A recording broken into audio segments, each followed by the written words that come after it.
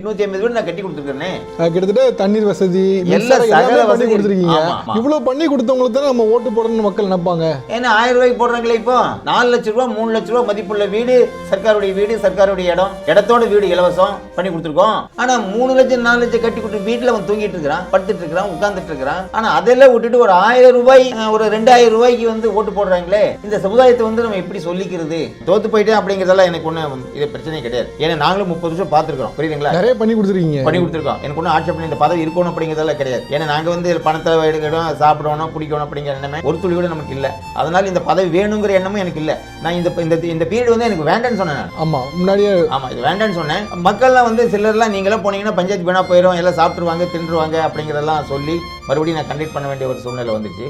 ஆனா இருந்தாலுமே இப்போ நீங்க பாத்தீங்கன்னா நான் தோத்து போயிட்டேன்னு ஒழிய என்னை அவங்க பரிதாபப்படுறவங்க நிறைய பேர். நான் ஜெயிச்சிருந்தா இவ்வளவு பரிதாபம் வந்திருக்காது. இவ்வளவு ஒரு பிளான், ஒரு திட்டத்தோட இருக்கக்கூடிய ஒரு ஆள் நீங்க. தோல்வி அப்படின்னு ஒரு செய்தி உங்களுக்கு வந்த உடனே நீங்க பூத் ஏஜென்ட் பார்த்த உடனே என்ன மாதிரி மனநிலை இருந்தது? எனக்கு ஒண்ணுமே வரலைங்களா, பரவாயில்லன்னு தான் வந்துட்டேன். இவ்வளவு பண்ணி கொடுத்துருக்கோம், மன வருத்தம் இருக்கும். எதுக்கு மன வருத்தங்க? நமக்கு நம்ம கடமை நம்ம பண்ணிட்டோம். சரிங்களா? நம்ம கடமையை நான் என்ன பண்ணணுமோ அந்த கடமையை நான் பண்ணிட்டேன். முடிவு பண்றது நீங்க. பொதுவா இப்போ காமராஜர் அவர்கள் தோற்று போகும்போது அப்ப சொன்னாங்க ஸ்ரீனிவாசன் ஒருத்தர் தான் தோத்து போனாங்க. அப்போ என்ன பண்ணா, அவர் கட்டின ஸ்கூல்ல படிச்ச ஒருத்தர் அவர் தோக்கடிச்சு அப்படின்னு தான் ஒரு இது சொன்னாங்க. இன்னைக்கு நீங்க கட்டி கொடுத்த வீட்டுல இருந்து ஓட்டு போட்டாங்க, அவங்க தோக்கடிச்சிட்டாங்க. ஆமா, ஒன்னும் ஆட்சேபனை இல்லைங்களே. இருக்கட்டுமே, அவங்களும் நல்லா இருக்கட்டுமே. எனக்கு ஒன்னும் ஆட்சேபனையே இல்லை. ஏன்னா நான் 30 வருஷம் பார்த்த பதவி தான் இது. என்னுடைய கடமை முழு அளவில் 100% யாரும் செய்ய முடியாத பணிகள்லாம் நான் செஞ்சு கொடுத்துருக்கேன். சர்க்காருக்கும் நான் உபகாரமாக இருந்திருக்கேன். சர்க்கார் பணத்தையும் வீணெல்லாம் செயல்படுத்தி கொடுத்துருக்கேன். சர்க்கார் பணத்தையும் சேமித்து வச்சு சிறப்பான திட்டங்களை செயல்படுத்தி கொடுத்துருக்கோம். அப்படிங்கிறது ஊர் அறியும், நாடு அறியும், உலகமும் அறியும். 150 வீடு நான் கட்டி கொடுத்துருக்கேனே. கிட்டத்தட்ட தண்ணீர் வசதி எல்லாமே பண்ணி கொடுத்துருக்கீங்க.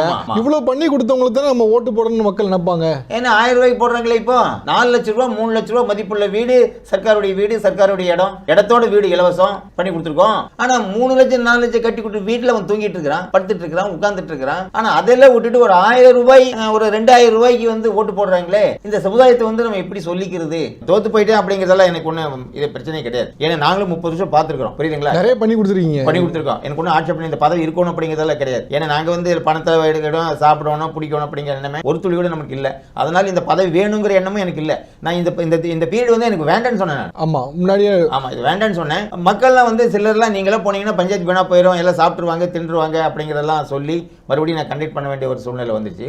ஆனா இருந்தாலுமே இப்போ நீங்க பாத்தீங்கன்னா நான் தோத்து போயிட்டேன்னு ஒழிய என்னை அவங்க பரிதாபப்படுறவங்க நிறைய பேர். நான் ஜெயிச்சிருந்தா இவ்வளவு பரிதாபம் வந்திருக்காது.